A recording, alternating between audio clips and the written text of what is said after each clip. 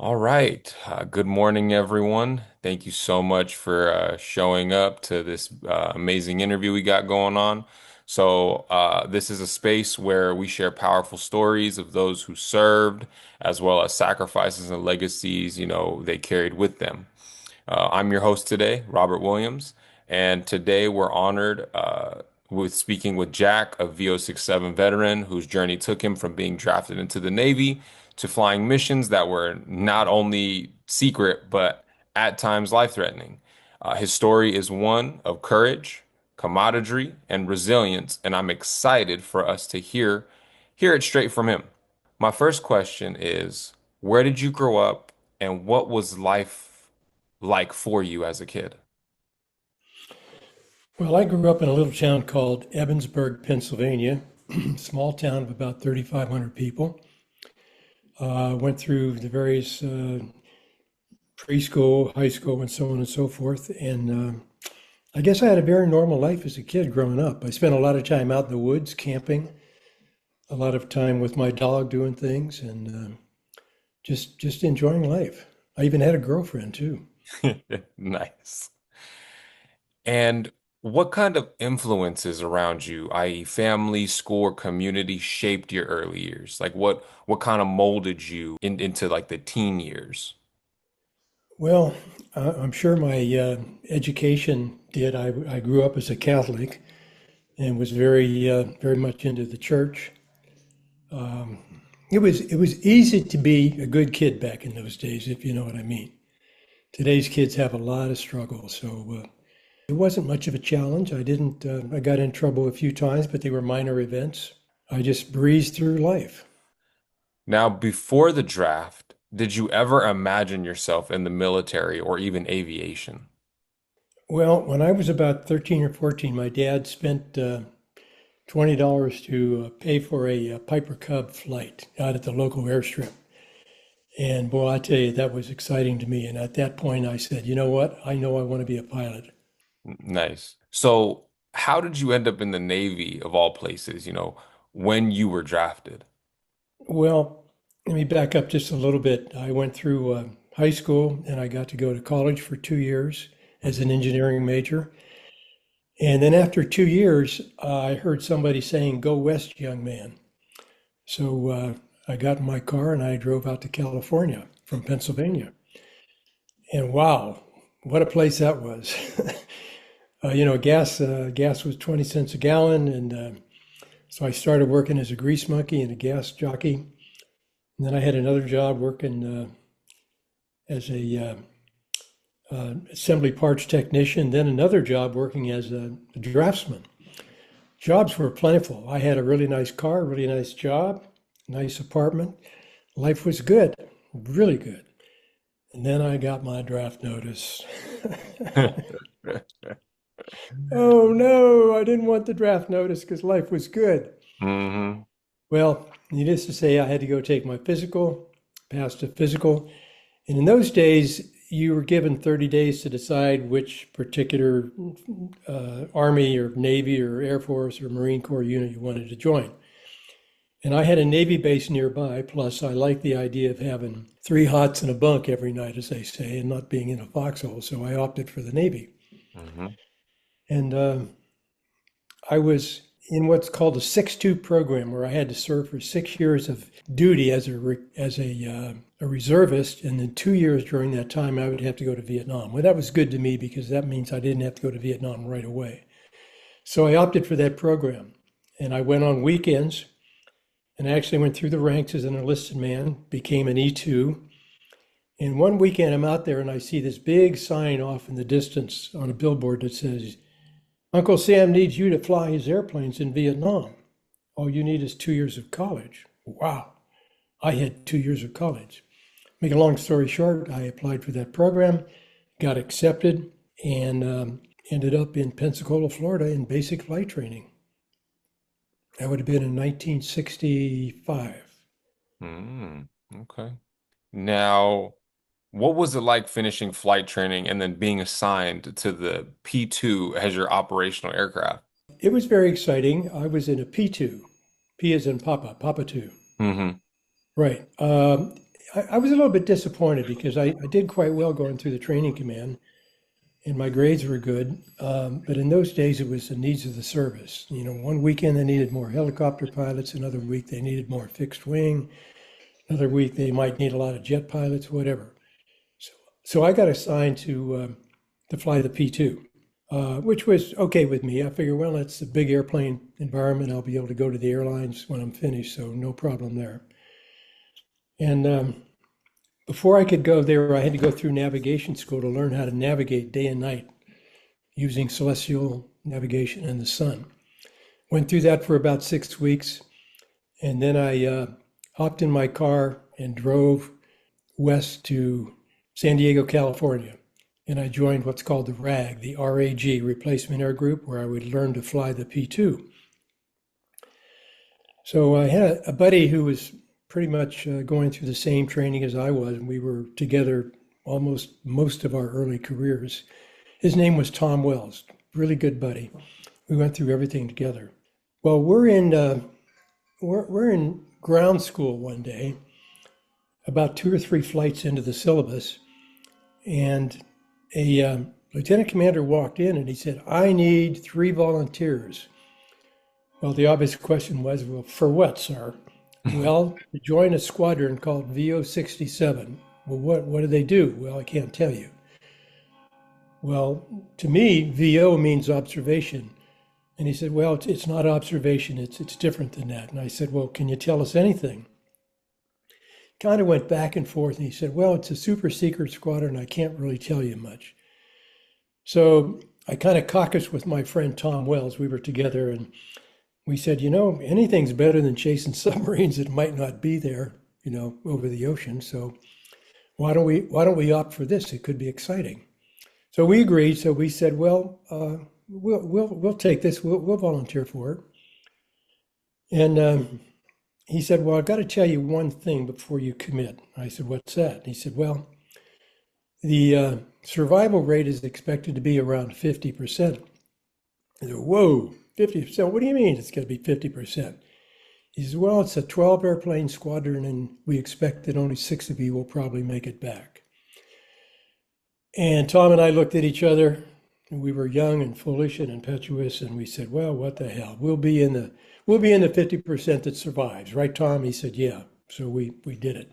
We transitioned from the P2V-7, which was the newer model that I was flying, to the P2V-5, which is the actual model that we'd be flying in country. Not a whole lot different, just a little bit layout different on the controls, but that was not an issue. So we finished our training in the P2, and then we drove up north to Alameda and joined the squadron. And of course, all along the way, we're trying to find out about this, and no one could tell us anything except that it's secret and we can't tell you. So we arrived at the base where we were stationed over there in Alameda, and checked into the squadron, and we said, wow, we're here. Now we can find out what this is all about. And duty officer says, I really can't tell you anything. Kind of frustrating. But he says, I will assign a pilot to you who will take you around and show you your quarters and show you the airplane, and maybe he can answer a few questions. So I said, well, that's pretty good. So we checked into our rooms and met up with this other pilot who was already there. And he took us out to the flight line, and we saw all these P2s out there. And he said, you see anything different about all those P2s? I said, yeah, they're jungle green instead of gray. And he says, yeah, right.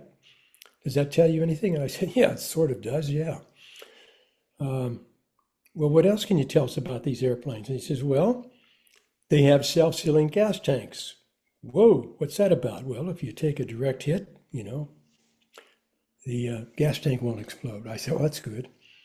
He said, well, they also have armor plating along the cockpit. I said, oh, that's always nice, yeah. Tell me more. Well, you've got 7.62 rotating miniguns on the wing stations. And I said, well, is that for strafing? And he says, yeah, that's for strafing. And you've got a bomb bay that'll carry just about anything. Got cameras all up and down the belly of the airplane. It had waist gunners out the waist, 50 caliber machine guns out the waist. And wow, this was sounding very, very secretive, obviously, but we still couldn't find out anything about the mission. Hmm. And there was one other thing. He said, now, what do you notice about those P2s that are out there and the green P2s?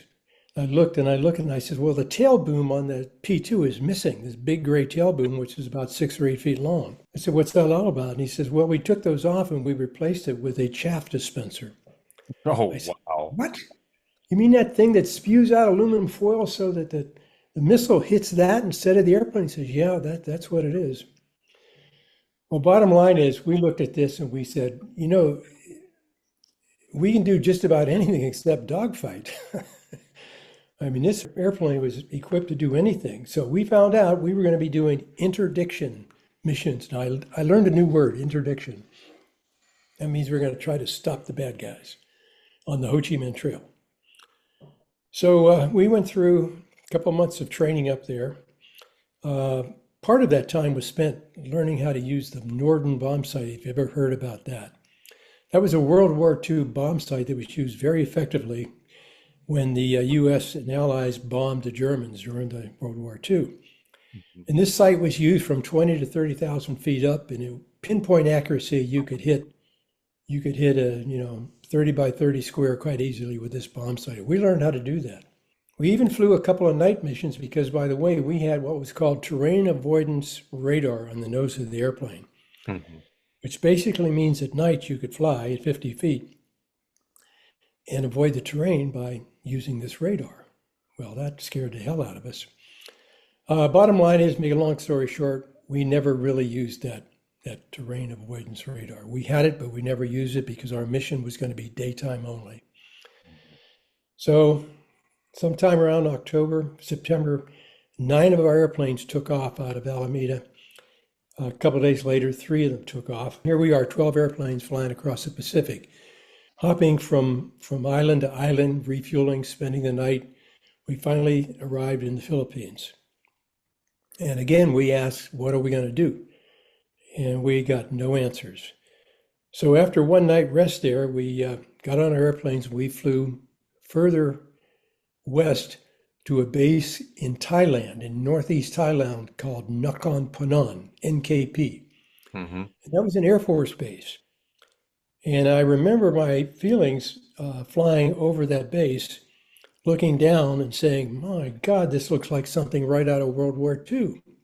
Hmm. All these old airplanes, A-26s, bird dogs, other old aircraft. It even had what's called Marston Matting runway or landing strip, which is a metal landing strip, but only about 6,000 feet long. And when it gets wet, it's slippery, and it's not an easy thing to put down this big E2 on that runway, particularly Hmm. when it's raining. But anyway, we landed, checked in, and we expected to live in tents, believe it or not. But we got there, and the Air Force put us up first class all the way. Beautiful accommodations, air conditioning, refrigerator. I'm not sure if everybody had refrigerators, but we did. Very, very nice accommodations. Good officers club, good food. So we got settled in, and the very next day we went to a briefing to find out what we were going to do.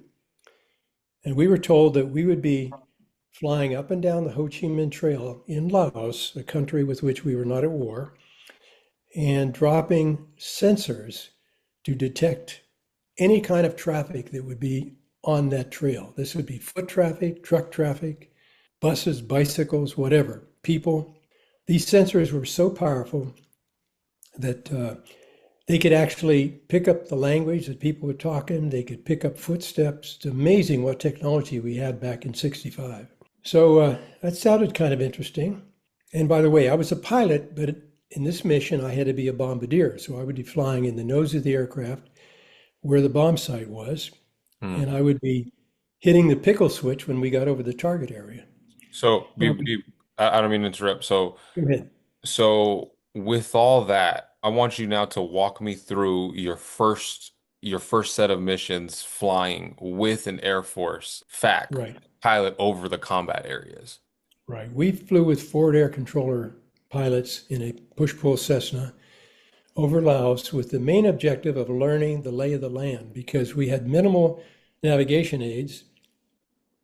So the pilot would point out, that crook in the bend, that big pile of rocks, or that curve in the road, Hmm. or whatever, some unique feature that we could memorize and learn and correlate that with our map so that when we flew out there, we knew where to go without navigation aids. So we're up there in the push-pull Cessna. This is my first flight. And this airplane is configured with the pilot in his normal position, but the co-pilot is back about a foot and a half so that the pilot would have an unobstructed view out the right side of the aircraft. Hmm. So we're flying along and we're doing what's called jinking. Jinking is you're kind of dancing all over the sky so that you're not Yeah. flying, that you can be tracked by a missile. So next thing I know, the pilot says, "We're taking gunfire." And I said, "What?" So he says, "Yeah." And at that point, if you can see my hand, he rolls inverted, goes upside down, flies down toward the target, rolls wings up, and fires two Willie Pete's. Those are white phosphorus smoke bombs to mark In the in a, target in a Cessna. in a Cessna. Yes, this is push pull. It's These guys are good at what they do. Yeah. He said, "Okay, mark these coordinates, send them back to Task Force Alpha back in NKP, and they'll make it real time intel as to where the guns are today." Now, let me back up and tell you a little about NKP. Come to find out, it was a super secret base, which was a data collection center for most of Southeast Asia. Any kind of intel went through there. You had underground bunkers, underground computers, analysts, everybody who could decipher what any kind of information meant that would be useful to pilots flying in the area. In fact, on our missions, we had these belly cameras that took pictures of everything. So I flew two or three. I can't remember whether there's two or three of those flights. Didn't get shot at on any other flights, but I was able to memorize all the landmarks that I needed to know for our missions. So we went back and got a day off, a chance for everybody all the pilots and co-pilots, to go through these fact flight training missions. And then the very next day, we had another briefing by the Air Force, specifically talking about what we're going to do. They didn't tell us how to drop the weapons. They just basically told us, "We want you to drop these things." At this point, we didn't know whether we're dropping this stuff from 1,000 feet, 30,000 feet, 500 feet, whatever. So our local commanding officer and others briefed us and said, "You're going to drop these sensors from anywhere from 500 feet to 5,000 feet." Okay, what's the difference? Well, some of these sensors, when you drop them from the airplane, they go straight down. And of course, they're going to arc out ahead of the airplane and, like a bullet, a ballistic path. The other sensors, you're going to drop from a lower altitude, but you have to fly slow because these sensors are on a parachute and you don't want the parachute to rip apart. Now, it looks like a big lawn dart. When it comes off the airplane, it the one of them embeds itself in a relatively soft ground unless it hits a rock, and the other one sort of hangs from a tree. It looks like foliage, but it drops a microphone 5, 10, 15 feet down. Again, where it can pick up people talking, every kind of noise. And that one had to be dropped from right around 500 feet, which is kind of dangerous to fly that low. Especially with the tree line being Yeah, they're very there. tricky. And Laos is pretty much flat, but they had a lot of what are called karst, which are big uh, rock formations that just kind of Oh, protruded right out of the ground. Went up to 3 or 4,000 feet. They might be, a quarter mile in diameter, and they're just solid rock, just solid, straight up and down on the side. So you had to be careful with those things. hmm. Our very first mission, we were told, "Okay, we're gonna drop from 5,000 feet." Well, that sounded pretty good.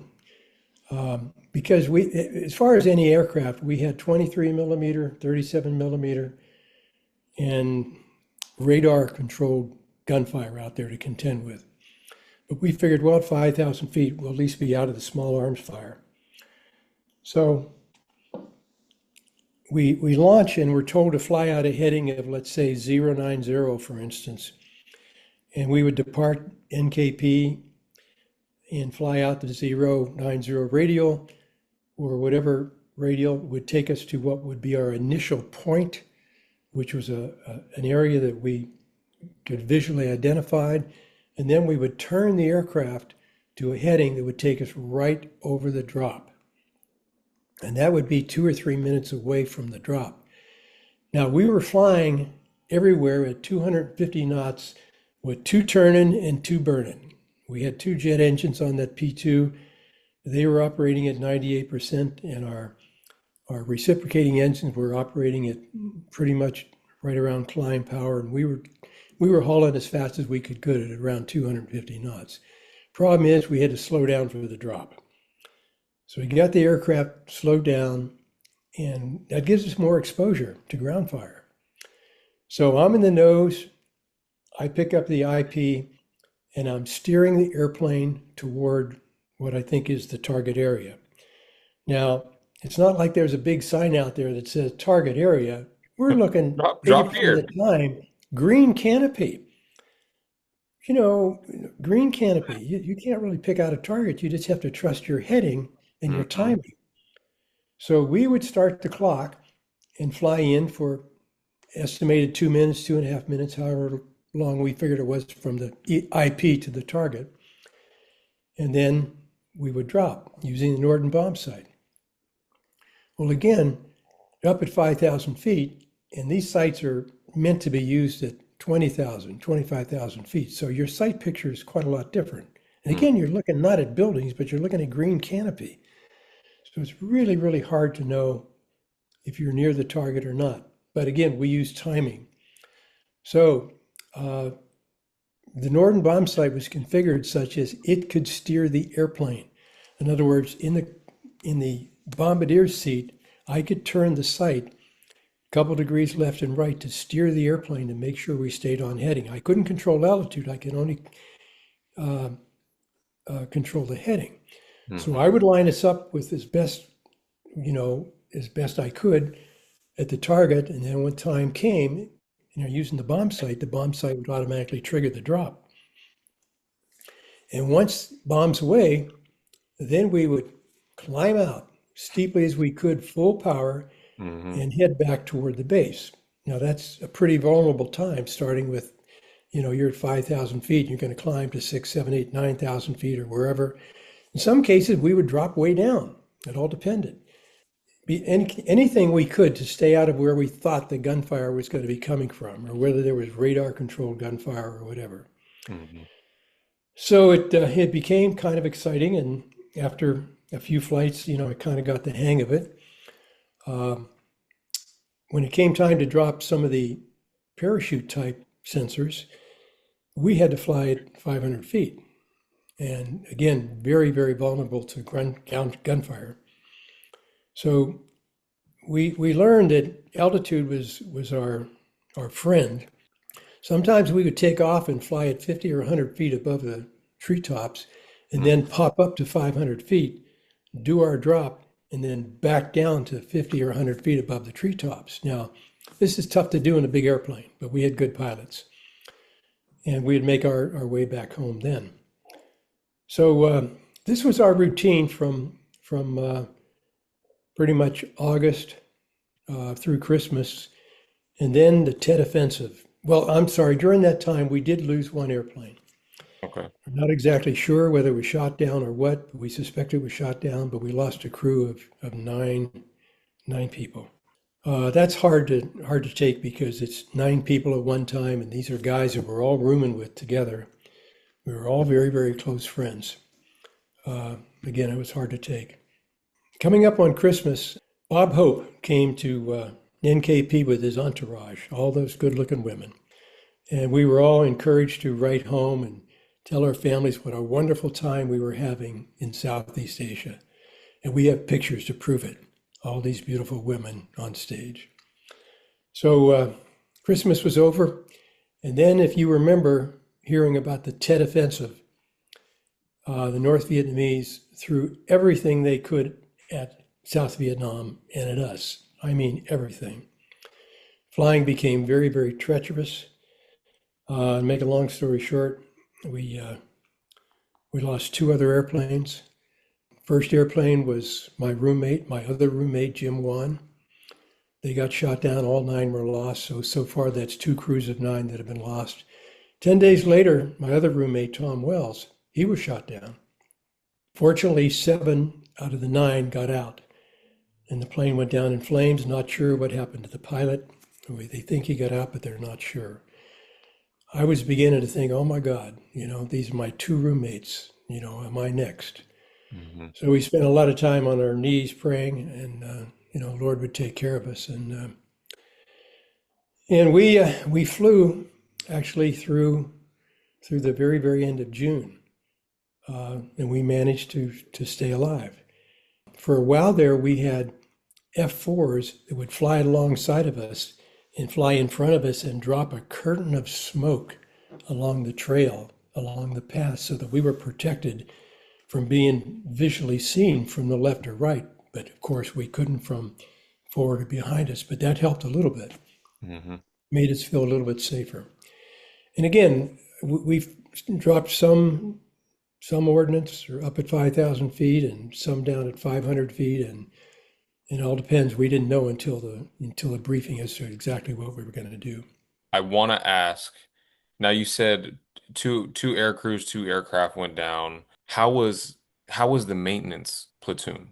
How close was maintenance and officers, and what was that relationship like, if you don't mind? I'm a maintenance guy, so just maintenance guy to officer. How was that?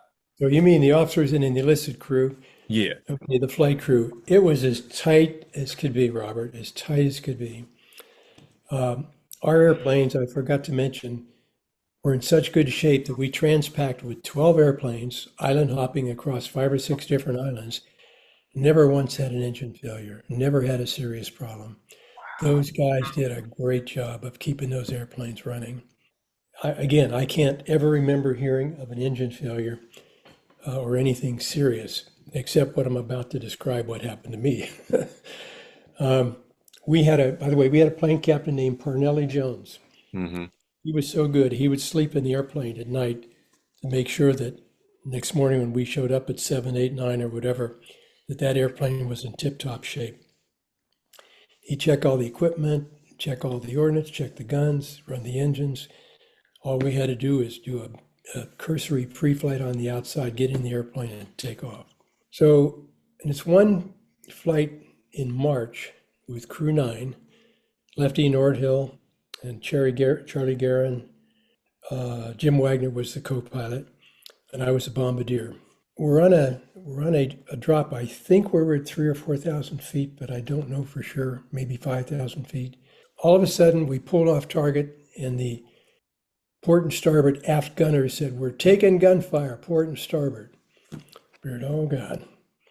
So next thing I know, the airplane went up on a wing at about 75 degrees and started sliding down. I mean, going down rapidly because you had this propeller failure on the starboard engine, which means you had a 13-foot diameter barn door spinning flat, which was maximum drag if you know anything about propellers. Hmm. We were in dire straits. We were told prepare to bail out. We're out over our bailing stations, and after about 2 or 3 minutes of the pilot and co-pilot fighting this thing, they were able to get the wings level and get the airplane under control, flying just above a stall speed and at a couple 100 feet above the treetops. And I remember being standing or crouching in front of the aft hatch with the plane captain across from me. We shared a canteen, figuring, well, let's get a drink of water here before we do anything. We grabbed our M16s, and we were about ready to go through the hatch the moment the plane commander told us. And we looked down and we said, oh my God, those treetops are 200 or 300 feet down. There's no way our parachutes are going to open and they're fast descent parachutes to begin with. They're small parachutes, so you don't spend 15 minutes floating down. I Yeah, mean, this is down to, two minutes, and you're on the ground. well, in this case, 20 seconds because we were right above the Oh my treetops. God. I mean, we were a couple hundred feet above the treetops. We figured the chutes would never open. So just about that time, the plane commander said, I got it under control, secure from bailout. And we figured, thank you, Lord.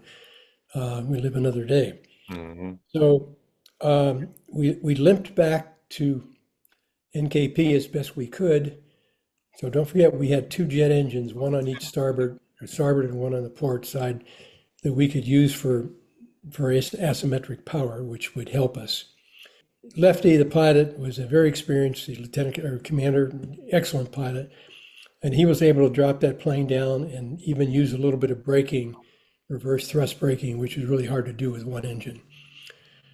So we pulled into the chocks, and the maintenance crew came out, and they did an immediate inspection, and they said, "There's no evidence of any gunfire here."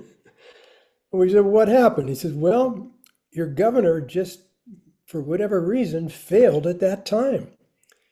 And the governor is what controls the pitch of the prop.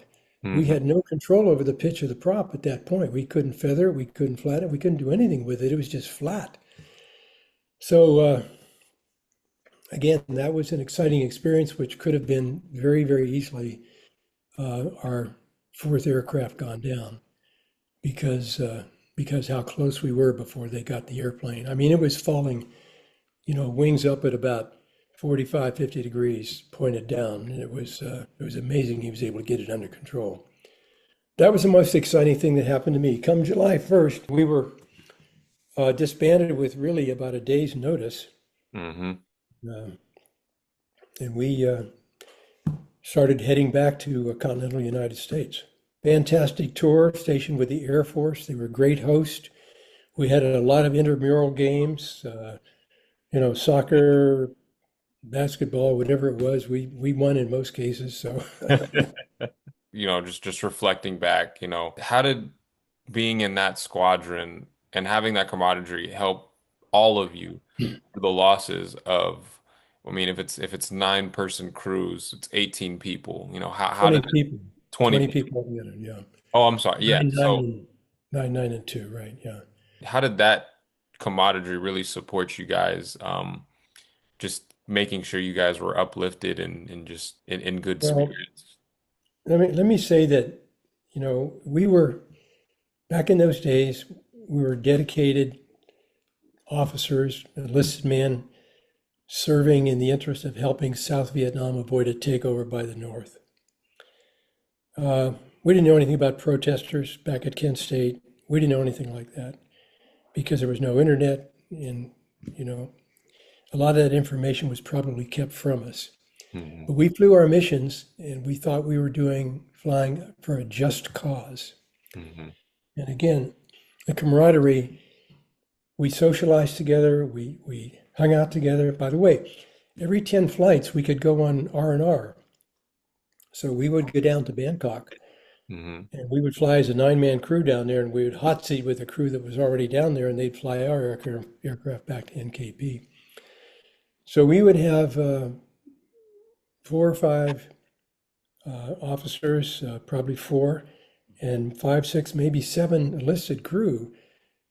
So we could hold more than 9 people, obviously, who deserved to go on R&R because the same flight crew did not fly every time. Hmm. So you know, they shared among, you know, a larger number of flight crew. So we partied together, we drank beer together, we tore up the hotels together. It was a wonderful time, wonderful time. That helped to develop a lot of camaraderie. So, and again, our first trip was after 10 flights. I had 32 flights over a combat area. So right after the 10th flight was my first R&R. Did you guys have custom names for the aircraft? That's just me being. Yeah, our plane was called the Green Garuda. That's some sort of a Thai, I don't know, animal or whatever, but we were the Green Garudas. Everybody had their own names. On our aircraft in Stockton, we have Big Betty's Okay. 402, and then we have a Hellcat. logo on one of the aircrafts, and Mhm. that's the Hellcat. And she's currently down right now. She's been down, but she's probably one of the fastest Chinooks we have. Oh, okay. Some of the morale flights I went on that one were pretty fun. Yeah. Now, overall, now we're going into post service, right? You say we're headed back to the States. What was that transition like? Going back into that like civilian life mode. Well, first off, I failed to mention, our success was largely due to our enlisted maintenance crews. These guys worked tirelessly. They tuned those engines, they did everything. Like I said, we never had an engine failure. It's amazing what they did. So we owe our success to those crew members who did their job and did it very, very well. Coming back home, uh, I got to do a little bit of flight time, which was unusual. Oh, and by the way, let me back up. I did get some flight time. We were there. I would fly co-pilot for the maintenance officer when he was doing, aircraft flight checks or whatever after maintenance. Hmm. So I got a little bit of flight time there, but the majority of my flight time was en route back. Now, when I got to Guam, maybe, uh, I had a chance to catch an airport transport, Air Force transport, rather than fly back in the E2 in the VP2. So that's what I did. I caught that and I remember going through the international time zone twice. So I had two July 4ths. We had one July 4th when we were over there in Midway or wherever, and then the other July 4th when we got back in San Francisco or Alameda, as they should say. We disbanded immediately. Um, I mean, we were given orders to, I was given orders back to North Island, and I went down there and joined the RAG to fly what's called E1s, which Hmm. is a twin engine, prop based airborne early warning type aircraft with a big dome on top. That was a carrier based aircraft, and I was stationed aboard the Bonhomme Richard, which was a CVA 31, a World War II type carrier with an angled deck. So it was relatively small compared to the airplane or the flight crews that you have today. Hmm. But when I joined the RAG to fly the E1, everybody said, "Well, what did you do? What did you do?" Well, we couldn't say what we did. I came back with a chest full of medals, and I was, I'd made lieutenant by then. And what did you do? You got to tell. I said, "We can't tell you what we did." Hmm. That was the hard part. And it made some enemies because they thought we were kind of being snobbish, but that's the way it We was. just did super secret squirrel stuff. That's what we Yeah, call that's what super we call secret it squirrel today. stuff. But I had a great tour flying the E1 aboard the Bonhomme Richard day and night. That was a good tour. After that squadron, I went back to the RAG, Hmm. the E1 RAG, and I was an instructor pilot. So while I was there, I was schedules officer, and I got to schedule myself flying the E2 at night when nobody else wanted to fly as co-pilot. And I built up a lot of night flying time Hmm. and some day flying time. And I convinced the NATOPS officer, the check ride officer, to give me a check flight in the E2. Hmm. He said, "Sure, I'll take you out and give you a check flight." So long story short, I passed the flight. He came back and he told the skipper, he said he's now a qualified E2 pilot. Well, that didn't sit well with all the other E2 pilots. They figured you're supposed to be flying the old E1 airplane, not these new modern E2s. Hmm. Well, hey, skipper endorsed me, so I was a schedules officer. So I would fly an E1 in the morning and an E2 in the afternoon or at night. Got plenty of flight time. That died down after a while. But the skipper said, any of you officers want to better yourselves, you're welcome to it. Lieutenant Valenti decided he wanted to advance himself, and he did. At that point, having shown a lot of initiative and by the grace of God and all whatnot, I got orders to go to postgraduate school up in Monterey and to finish my 2 year degree, spend 2 years up there, and then I got invited to stay for a master's degree, which was wow, the Lord is with me. So I Hmm. was there for another year. So I was there for almost 3 years, And while I was there, I got to be safety officer or go to safety officer school so that when I come back to the squadron, I could be a safety officer. Mhm. There's a lot that happened when I came back. Um, I had orders to go to an E2 squadron, which was what I fully expected because I was E2 qualified. And I'd moved my wife and one kid at that time from wherever they were into Coronado. We bought a house, and my wife was pregnant with our second son. And all of a sudden, we couldn't get any flight time, or we couldn't get any deck time because West Coast carriers were always giving their deck time to the jet squadrons. So Mhm. we had to fly to Pensacola, of all places, to get any deck time on the USS Lexington, of all ships. Now, that's a very small ship. And the E2 Yeah. is a very big airplane. Well, um, we checked into the BOQ, got up the next morning, and we're flying out there. And I'm second or third guy coming in, and the guy in front of me is lined up right, clips the wing of a aircraft parked on the aft side, starboard aft side, and lost part of his wing, but he managed to bolter and fly Mhm. off the deck. So we've resumed flight operations, and we all came back to San Diego. And at that point, the Navy said, "Well, you know what? We decided we're going to send you to the East Coast." I said, "Wait a minute. I just moved my family here. My wife just had a baby a month ago. You want me to go to the East Coast now?" And it was a tough decision for me because I love the Navy and I love flying. But I said, sir, uh, I'm not going to go. I bought a home here. I'm all set to go to the East Coast Squadron. My wife does not understand a whole lot about Navy life. She just had her second baby, yada yada yada. And he said, "Well, the only option you have is to resign." And I said, "Well, let me think about that." So I basically resigned my commission. Mhm. He said, "Well, you're still a pilot.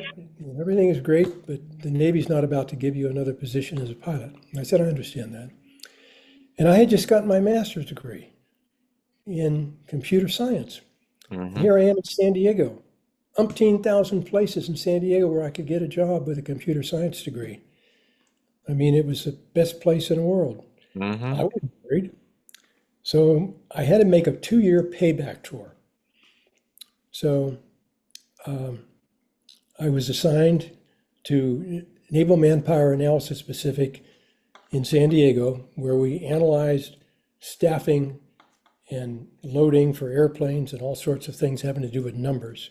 Mhm. Um, I got to head up a project where I could do a big what if type database, which was using Excel at the time and using a computer language called APL, which is kind of advanced. And I Mhm. had a really good product. So the skipper sent me, he said, "Take this to the Pentagon and advertise it and socialize it and see what you can get some interest." Because there was an unsolicited proposal out there that the Navy wanted something that would, do what our system would do. Mhm. So it didn't go over very well. So I came back and the skipper said, "Well, let's put a few more bells and whistles on it." So 2, 3 months later, I went back to the Pentagon and it still got no interest, which just blew my mind. Mhm. So I kind of warmed up to one of the secretaries and I said, "What's going on here?" He says, "Well, I'll tell you," he said, "the Navy just let a $20 million contract to do what you're doing to your sister squadron on the East Coast. That would be NAVMAC LANT. I Mhm. was in NAVMAC PAC on the West Coast, to do exactly what you're doing. And you, with your prototype here, would just embarrass them. So they're not going to entertain the idea because they're spending $20 million and they're doing it in a relatively old computer language called COBOL, which was on its way out at that time. And I was using new computer-based languages. Mhm. And to make a long story short, I came back totally frustrated. I said, this is ridiculous. And it further solidified my decision to leave the Navy because I really hadn't left yet. I just had a Mhm. 2-year payback tour. So I checked out. I ended my 12 years in June of '87, Hmm. and I immediately started working for Computer Sciences Corporation as an engineering analyst. Met a guy there who was super nice guy. We became very good friends, and he was a notch or two above me in terms of management. I was just an analyst at the time, Hmm. and after a while, things got kind of boring because they hired me mainly because I had a master's degree. They didn't hire me to do any specific job. And in Hmm. those days, if you had people had master's degree, the government paid you more money. Hmm. So I told Jerry, my friend, I said, you know what, this is bored. I'm not learning anything. He says, well, come on over to my department and work for me. So I jumped ship, went over to his department, worked for him, and I got to learn a whole lot. That was great. We were sanitizing the E-2 aircraft. That means we were going to sell them to Saudi Arabia, a couple of other countries I can't think, but Yeah. we didn't want to give them all of our capabilities, so we had to sanitize the airplane to get rid of some of the capabilities, which is one of the things I worked on. So after being there about a year or so, Jerry said, "You know what? I hear there's a better job over here at this other company. Let's go over there and talk to them." So we went over together and they hired us both. That is great, and I made about 20,000 more or whatever, and it was a great job. So, and then he was teaching at National University, and he said, "You know, why don't you come over here and teach calculus?" And I said, "Okay, I can do calculus." So I went over there, and I hired on with National University, and he and I stayed there for about a year and a half. And he says, "You know what? They're paying much more money over at Redlands University." So it's Let's go so over to you're Redlands University. hey buddy, I have a better opportunity. You should come with me. Okay, Yeah, he's go. what a good friend. So we went over there, we both got hired. And to make a long story short, I was with Redlands for 29 years, Wow. teaching calculus, statistics, linear programming, ethics, a number of courses. Hmm. 29 years teaching 2 to 3 nights a week from 6 o'clock to 10 o'clock on top of my day job. And I got to be on the Dean's Commission. Hmm. I was his liaison for any problems that happened down in San Diego because he was up at the Redlands. I ended up having a powerful position besides being a teacher, and the pay was double what I was making before. It's amazing. Hmm. So I left in 2014. Well, in the meantime, I'd started working for other companies. I worked for a small company that was building call boxes. Now, you probably remember call boxes in California, right? Hmm. Back up there in Stockton, you had call boxes everywhere. Well, we put those in. And what was interesting is back in those days, this would have been in 68, 69. Uh, we were trying to figure out, cell phones had just hit the scene. We were trying Hmm. to figure out how many cell phones there'd be out there. And so Motorola and a couple of others did some studies and they said, well, at most you're going to have 30% of the people are going to have cell phones, one cell phone. And and that would lessen the need for a freeway call box if people had cell phones. So all Hmm. of a sudden, the cell phone or the freeway call box system started to die, and that was okay. So I went to work over at Titan Corporation, another big company. It was easy to do that because engineers were in great need in that time. So, Hmm. um, but it so happened that within a few years, you know the story. Everybody and his brother and their 2-year-old kid has a cell phone, right? Yep. So, but yet there were still call boxes out there, which is kind of nice. I worked for SAIC for 7 years just before I retired. Hmm. That's a big company, 144,000 people around the world, and it was a great job. Worked with the Navy, designing requirements for communication systems. A lot of good experience there. Hmm. And then SAIC split up into two companies. The company that offered their services as labor to the government and the other company that built things, for industry. Hmm. And I was with a company that stayed behind and did services for Spay for the government. The company split up, and at that time, management went to pot. I remember working there, and it was 3 months before anybody called him, who was a manager, came up and introduced himself and says, "I'm your new boss," kind of thing. Well, things started going downhill quickly, and a lot of people bailed out. And I figured, well, this is a good time to retire because I'd already reached retirement age because I was, pushing 67. Hmm. So I retired, and we decided to settle in Pensacola, Florida. And people would say, "You're crazy for leaving San Diego, California to go to Pensacola, Florida." And I said, "Well, let me tell you why. We got conservative government in Pensacola. We've got Second Amendment rights in Pensacola.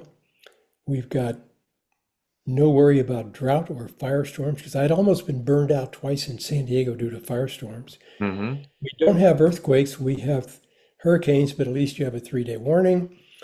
And it's a Bible Belt. And by the way, we had taken on 2 grandchildren to raise 2 grandchildren Oh, before we left wow. San Diego. So it was a great place for kids because you could, say the name of Jesus and salute the flag in class, and there was never an issue. Those were the days. Now I have a quick question. So, um, now we're in retirement time. However, in 2005, you were selected for a PBS video about the Norton bomb site. What Yes, was I was going that to get into that. experience Yeah, like flying in a B-25 bomber again? that's right. That's right. Yeah. Well, I was at work, and my wife was surfing the net and reading the email, and she got this email from Bob Reynolds. You probably know Bob or Yeah. somebody.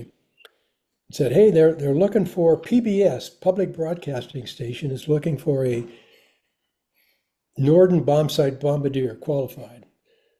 So I heard about that. Man, I got on the phone and I said, "I am your man. I want to fly that B-25. I want to do that." So I beat everybody to the gun there, and I got assigned to do that. During the course of that, there was some guy who claimed prior invention or whatever, and went through 2 or 3 months of off again and on again as to whether it would happen. And finally, the court case favored us, and we didn't. We could actually make the movie. Hmm. So I flew up to Stockton, up in your area. In fact, you probably know Ty Ramey. Hmm. I'm trying to figure exactly where he is in Stockton. You ever been to his place? He Not his place, but his name does come up right. He in that he's the area. one who takes care of the B-25, the Old Glory that we flew. Mm. Stainless steel, with blue trim.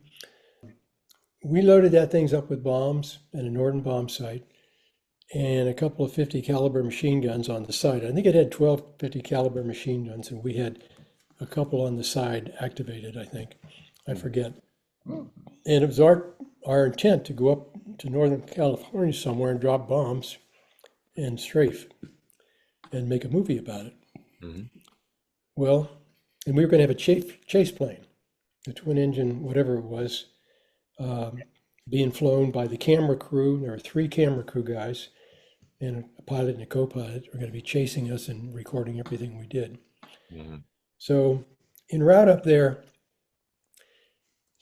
the governor of wherever we were, I forget where it was, said, "Wait a minute, you can't drop bombs out here. And furthermore, you can't strafe out here either." Hmm. So we had to look for another place. So we went up to some desert spot somewhere that had a runway. Um, and we landed there, we regrouped, we figured out what we're going to do. We took our bag of flour, we made a big X across the road. That was going to be our drop, our pinpoint drop. Hmm. And we were going to drop from, I think it was 5,000 feet, which was really hard to do with a Norden bomb sight, really hard to do. Because again, it was designed for 20, 25, 30,000 feet. Hmm. So we take off, and there was another pilot who was uh, volunteered to participate in this, an Army pilot, but he was a couple of years older than I was. Hmm. He had never really used a Norden bomb sight. He just bought one and was very interested in it and took it around to Boy Scout clubs and whatnot to show people. So um, came time to make our first drop. He went first and didn't get anywhere near the target. So then we swapped seats, and I'm in there. We're flying down the road, cranking the bomb sight, Mm-hmm. and I drop. And someone says, "Whoa, near bullseye, 30 feet south of the target, right on the center line." Mm-hmm. Oh boy, we better quit while we're ahead. I can't duplicate that. So, the camera crew said, we have a perfect shot. This is great. We got a good angle and saw the bomb drop and saw it hit and powder exploded and all that. So Mm-hmm. that we don't need any more. We said, okay, fine, let's go home. So I got to fly the B-25 on the way home. Kind of fun. It was dark, getting dark, and he wouldn't let me land it. So, um, but anyway, that was that experience. My 15 minutes of fame. Now, here's the interesting part. That was part of a movie. That was part of um, I think it was called World War II aircraft, Mm-hmm. and it included a segment on the Norden bomb sight. So for the next year or so, my students or whatever would come up to me and say, "I saw you on TV last night, with the Norden bomb sight flying this B-25." And yeah, that was me.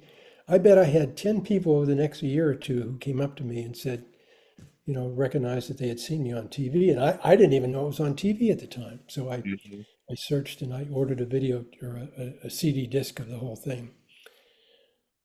But yeah, that was my experience, my 15 minutes of fame, if you will. No, that's amazing. And Yeah. you said you were a professor for 29 years? Well, 31 years altogether, 2 years at the university, 2 years at National University, and 29 years at University of Redlands, which was right there in San Diego. It was a So satellite campus. how many students knew of the work you did before becoming a professor? Well, uh, it was still classified, so we couldn't talk a whole lot about it, for Hmm. one thing, because it was 30-year classification. Occasionally, someone would ask me, and I would, didn't want to blow my own whistle too loudly. But yeah, people did ask about it, and I would tell them, what I could to the extent I could. Yeah. Hmm. Now we're back in present. What do you think people today should know about VO-67's contributions? Well, a lot of people gave up their lives for a cause they believed in, and that's important. People who are doing protests back here, like today's protesters, they have no idea what they're protesting against. And back in those days, you know, there were a lot of patriots, a lot more than today. Hmm. So, but yet pilots were being spit on, air crew were being spit on, Navy, Air Force coming back from flights were being spit on at the airport and in the streets. Never happened to me, but there was that group of protesters who didn't like what we were doing. And as we educated ourselves about the war in Vietnam, I won't get into that, but Hmm. there are no good wars, no good wars. No. And one personal question, what would you say to veterans all around the world? I would say I'm glad to hear that there are more patriots out there to take the places of us veterans. Uh, don't ever forget what you did. Your contribution was significant, no matter how big or small. Uh, wear your hat. Here in Pensacola, I wear my hat quite a lot because I don't have any hair on the top of my head. And I can't go to Home Depot or Lowe's or Walmart without somebody saying, "Hey, thank you for your service." And people would even stop me and they'd say, "What's VO-67?" We would talk Hmm. almost, 3, 4, 5 times a week. It's amazing. Also, um, there's a group of Marines called Heroes, Heroes Among Us, and there are chapters around the country, but this one here in Pensacola invited me to come and tell my story to a bunch of Marines and any other military people who would come. Hmm. So that was about a 2-hour deal, much like today. Hmm. Um, only I was younger and I remembered more. But I gave those. There were five videotapes. The talk was divided into five videos, and they're going to be put on the VO-67 website. So if anybody's interested, I'm not sure how soon that will happen, but Ralph Walmach has the tapes, and he's given them to the guy who runs the web, and he's going to load them onto the website. Nice. And So again, I tell the other veterans, be proud of what you did. Um, you did what you needed to do, you felt was right for the country at the time, and don't ever let anybody denigrate that. Never, ever. are there any misconceptions about VO-67 that you'd like to clear up? Honestly, the only one I heard was, and I just heard this recently, someone said, well, the suicide rate was supposed to be 70%. I said, well, I never heard that figure anywhere. The Hmm. only figure I heard was 50%. Honestly, I honestly can't think of anything that would fit that bill. So, Okay. And now we're coming down to down to the hour. So, going into personal connections, do you have any family members that are currently serving in the military now? well, yes, I do, coincidentally. I have a grandson who is an E2, E3 right now. He's an AD, and he's serving aboard the USS Ford in VAW 124, which is an E2 squadron. Squadron's called the Bear Aces, and they're out in the Med right now. I can't tell you how it warmed my heart when he said he was going to be in an E2 squadron. I said, Jade, I said, I flew these airplanes in 1960, and here it is, 2025. And he says, they had this airplane. I said, yes, they did. It was the early model, but the airframe was the same. And you couldn't really tell Yeah. the difference. Modern computers and eight-bladed props now and refueling capability, but this was the airplane that I flew. Yeah, the And shell it is warmed the my heart. same, but the internals have Yeah, changed. oh yeah, I got to tell you about one experience. Yeah. My first flight flying the E2 as a plane commander, up at 25,000 feet or whatever, mainly training the back end crew. And all of a sudden I hear this explosion. I go, oh, geez, this is my first flight as a plane commander. And I had a student in the right seat. And somebody at back aft said, fire and smoke back here. I said, oh, crap. So I said, told everybody, prepare to bail out. Now there's a hard door between the cockpit and the rest of the E2, Hmm. you know, to make sure no fumes or smoke or whatever gets in there. So I start diving down crazy because nobody wants to bail out from 25,000 feet or 22,000 feet. Hmm. And after about a minute or two, I said, "Tell me what's going on back there." And he says, "Oh, we got it under control." And I said, "What happened?" He said, "Well, they're one of the radio boxes or electrical boxes up on the top rack started smoking and sparking, and I pulled it out of the rack and it dropped and it hit the deck and it made this sound. It sounded like an explosion. So thank you, Lord." Yeah. As an avionics mechanic, Yeah, there you go. hearing a radio box decided to conk out in that manner is hilarious now. Obviously, it wasn't hilarious when it happened, but Yeah. it's funny. Well, if you can envision the computers we had back then, as you entered into the aircraft, come up the ladder, go into the airport, you're facing this big wall of, you know, tape drives and whatnot. Hmm. It didn't even have the power of my iPhone today, but it was computerized to the extent that it could be. We had good displays, and we could do our job, and we thought we were, well ahead of the game doing what we Wait, were wait, doing. you guys had digital displays? Yeah, Wow. radar. Well, that's not a digital. I don't think a radar is a digital display. It's an electronic display of some Yeah, sort. yeah, yeah, it is. But even Yeah. then, a lot of aircraft didn't have those capabilities. It was still all No, analog. we didn't. No, and we had a full computerized panel right in front of us with all sorts of things that we could control with the computers. That's amazing. It was much mission oriented and not so much flight oriented. So, but I really enjoyed it. Never had any single engine emergencies. So I did one time, but I wasn't flying. I was co-pilot. But Mhm. we landed out at San Clemente and feathered the engine, but that was about it. But it was a great airplane. Never had an engine failure in the E1. I did have a pilot who tried to turn me upside down one time. Uh, he pushed on the rudder. He was stronger than I was, and I tried to Mhm. combat it with the other foot, and we almost went upside down, which would be disastrous in an E1 because we were only at 4,000 feet. Yeah. And I'm giving him a single engine drill, where you pull the throttle back. What are you going to do, student? That kind of thing. Uh-huh. Looking back, what message do you most want listeners to take from this story? Well, we were very, very unique squadron.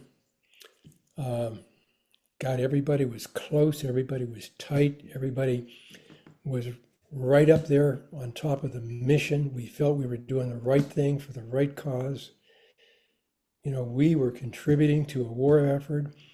We had a number of people. We got a presidential unit citation. We all flew back to Washington, D.C. in, I don't know, 2001 or sometime in there, maybe 1989. I can't remember exactly when, or 1999. Hmm. Had a bunch of admirals. The president was supposed to show up, but he never did. But we got a presidential unit citation. There was only one other squadron to date that had received a presidential unit citation for the whole squadron. So that was a big deal for us, a big deal. A lot of recognition. Again, we believed in what we were doing. Nobody was a dissenter. Nobody was a detractor. We were proud of what we did because we were taking out trucks one truck at a time. We were fighting the war one truck at a time. Because when these, by the way, once we dropped the sensors, the F4s, ADs, whatever, would come in on the sensors and bomb the daylights out of those gun sites or whatever. Hmm. What do you want people to remember about fellow VO-67 members here and not here? Well, we were such a tight-knit squadron that we had reunions every other year, as soon as the squadron was declassified. And you probably know some of the guys in VO-67. Just great people, Yeah. just great people. And we'd celebrate. And again, it was camaraderie. I don't think other squadrons were that tight. At least squadrons that I had been in were not that tight. They just, they were different. Hmm. And I want family members and friends to, realize that what we did was a worthwhile effort in fighting the war against the North Vietnam at that time. Hmm. And always respect those servicemen. Every time you see somebody with a hat on or a shirt, say, thank you for your service, ma'am, or thank you for your service, sir. Do that all the time. And here in Pensacola, we're in redneck country. You know what redneck country is, Yeah. right? Yeah. Yeah. I mean, this is redneck country, man. You got a truck, you got flags on the back. Everybody's got a truck, and everybody's wearing a hat, and Mhm. everybody's proud of the Navy people here. So, how has your service shaped the way you see life today? I feel very privileged to have done what I did, and I'm a very religious person, and I know that the Lord protected me so many times. I recently wrote my life history. It's 68 pages long, and I did it. I have 7 grandchildren, and I did it so my grandkids would know who their grandfather was and what he did and how he grew up and what he went through. Hmm. Because today, you're lucky if you even know your grandparents, because everybody splits and moves in different parts of the country. I wanted them to know who I was. I mean, here, I don't know if you can see this or not, but there it is right Yeah. there, Life and Times, dedicated to my father, 60 pages long. Well, your grandkids and great grandkids and great great grandkids are gonna have this video too. So they'll be able to Yeah, see and hear their grandfather and hear about the um, amazing life, yep, albeit, with setbacks, as you said, but overall with the life that you were able to build. right.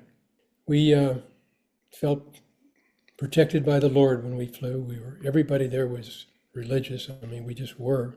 We prayed together. As far as I know, I don't think we had any atheists in Yeah. the group, but everybody was very humble. and very proud to do what we did. That's awesome.